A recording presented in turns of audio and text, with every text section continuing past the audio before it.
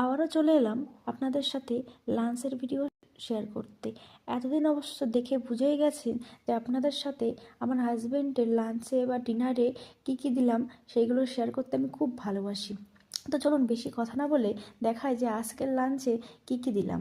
তো আজকের লাঞ্চে দিলাম ভাত, আর সাথে দিলাম পাতলা করে মুসুরের ডাল। মুসুরের ডালটা আমি পাঁচফোড়ন আর পেঁয়াজ ফোড়ন দিয়ে করেছি, লাস্টে অবশ্য ফুটে গেলে ধনেপাতাও দিয়েছি। টমেটো না থাকার কারণে টমেটো দিতে পারিনি। আমার তেমন ডাল খেতে ভালো লাগে না, কিন্তু আমার হাজব্যান্ড তার উল্টো, ডাল দিলে আর কিছুই লাগবে না। আমার ডাল খেতে ভালো না লাগলেও মুসুর ডালটা একটু ভালোই লাগে। তো চলুন দেখাই ডালের সাথে আর কি করেছি। তো আর করেছি কুচিয়ে বেগুন ভাজা, আর সাথে করেছি ফুলকপি আর মূলো দিয়ে ভাজা। আর এই বক্সে দিলাম ধনেপাতা আর পেঁয়াজ দিয়ে বড়া।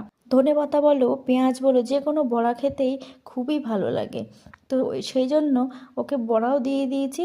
তো এইগুলো, এটাই হচ্ছে আজকের লাঞ্চ।